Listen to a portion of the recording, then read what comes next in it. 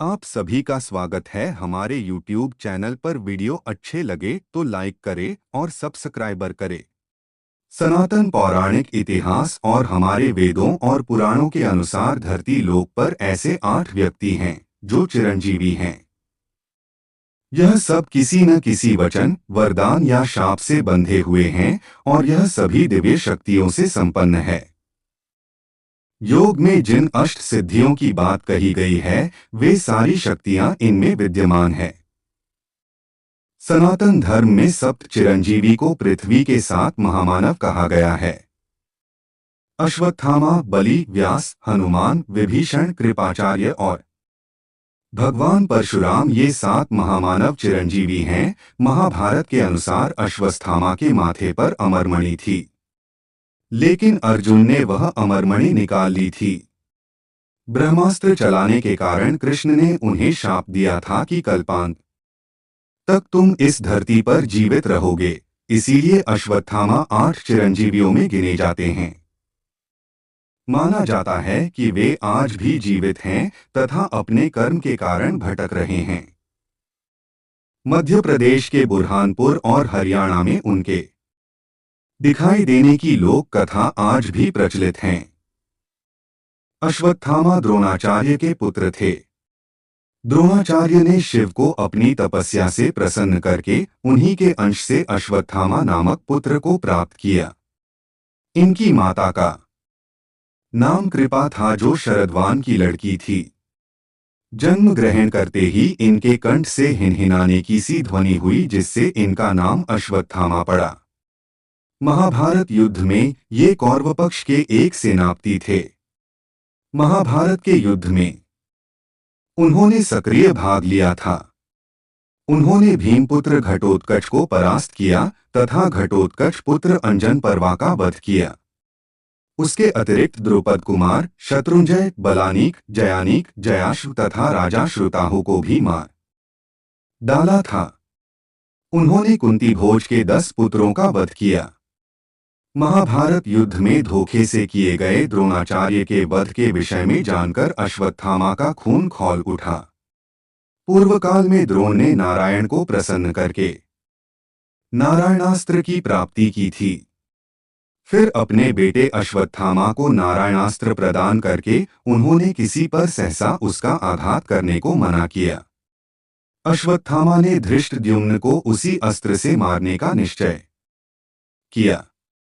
धृष्टद्युम्न पर जब उन्होंने नारायणास्त्र का प्रयोग किया तब कृष्ण ने अपनी ओर के सब सैनिकों को रथ से उतरकर हथियार डालने के लिए कहा, क्योंकि यही एकमात्र उसके निराकरण का उपाय था।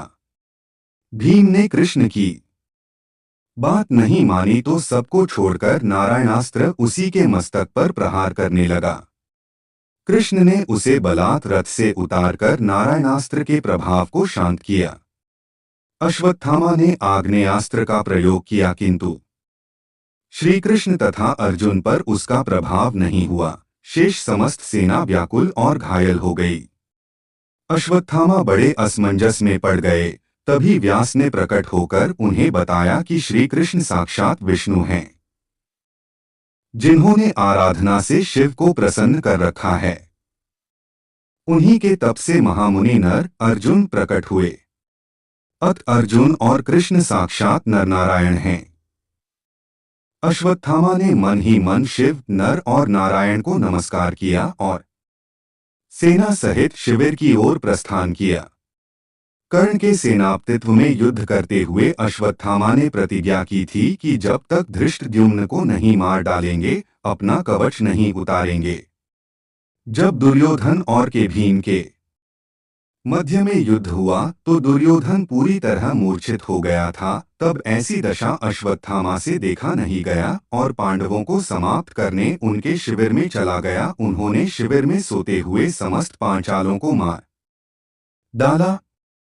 द्रौपदी को समाचार मिला तो उसने आमरण अनशन कर लिया और कहा कि वह अनशन तभी तोड़ेगी जबकि अश्वत्थामा के मस्तक पर सदैव बनी रहने वाली मणि उसे प्राप्त होगी। कौरव पांडवों के युद्ध में अश्वत्थामा ने अर्जुन पर ब्रह्मास्त्र का प्रयोग किया था। शिव प्रदत्त पाशुपत अस्त्र से अर्जुन ने ब्रह्मास्त्र का निवारण किया। पांडवों को जड़मूल से नष्ट करने के लिए अश्वत्थामा ने गर्भवती उत्तरा पर भी वार किया था। अश्वत्थामा ने ब्रह्मास्त्र छोड़ा, प्रत्युत्तर में अर्जुन ने भी छोड़ा। अश्वत्थामा ने पांडवों के नाश के लिए छोड़ा था और अर्जुन ने उसके ब्रह्मास्त्र को नष्ट करने के लिए। नारद तथा व्यास के कहने से अर्जुन ने अपने ब्रह्मास्त्र का उपसंहार कर दिया, किंतु अश्वत्थामा ने वापस लेने की सामर्थ्य की न्यूनता बताते हुए पांडव उसने अभिमन्यु के पुत्र पर चला दिया, जो अभी गर्भ में पल रहा था, उसको नष्ट करने के लिए छोड़ा। कृष्ण ने कहा, उत्तरा को परीक्षित नामक बालक के जन्म का वर प्राप्त है, उसका पुत्र होगा ही। यदि तेरे शस्त्र प्रयोग के कारण मृत हुआ तो भी मैं उसे जीवन दान करूंगा। वह भूमि का सम्राट होगा और तू इतने वधों का पाप ढोता हुआ 3000 वर्ष तक निर्जन स्थानों में भटकेगा। तेरे शरीर से सदैव रक्त की दुर्गंध निःसृत होती रहेगी। तू अनेक रोगों से पीड़ित रहेगा। व्यास ने श्री कृष्ण के वचनों का अनुमोदन किया। अश्वत्थामा ने कहा कि वह मनुष्यों में केवल व्यास मुनि के साथ रहना चाहता है। जन्म से ही अश्वत्थामा के मस्तक में एक अमूल्य मणि विद्यमान थी, जो कि उसे दैत्य, दानव, अस्त्र शस्त्र, व्याधि, देवता, नाग आदि से निर्भय रखती थी। वही मणि द्रौपदी ने मांगी थी। व्यास तथा नारद के कहने से उसने वह मणि द्रौपदी के लिए दे दी। अश्वत्थामा ने द्रौपदी के सोते हुए पुत्रों को मार डाला। अत अर्जुन ने क्रुद्ध होकर रोती हुई द्रौपदी से कहा कि वह अश्वत्थामा का सर काटकर उसे अर्पित करेगा। तदनंतर अर्जुन कृष्ण को सारथी बनाकर अश्वत्थामा से युद्ध करने गए। गुरुपुत्र होने पर भी उसे केवल ब्रह्मास्त्र छोड़ना आता था, वापस लेना नहीं आता था। तथापि अश्वत्थामा ने ब्रह्मास्त्र का प्रयोग किया। अर्जुन ने उसे ब्रह्मास्त्र से ही काटा, फिर सृष्टि को बचाने के लिए दोनों को लौटा लिया तथा अश्वत्थामा को रस्सी में बांधकर द्रौपदी के पास ले गया। द्रौपदी ने दयार्द्र होकर उसे छोड़ने को कहा, किंतु कृष्ण की प्रेरणा से अर्जुन ने उसके सिर से मणि निकालकर द्रौपदी को दी। इस प्रकार उसकी शपथ किसी सीमा तक निभ गई और उसे छोड़ दिया। कृष्ण ने कहा, पतित ब्राह्मण भी मारने योग्य नहीं होता, पर आत्ताई छोड़ा नहीं जाना चाहिए। तब से आज तक वो संसार में भटक रहे हैं।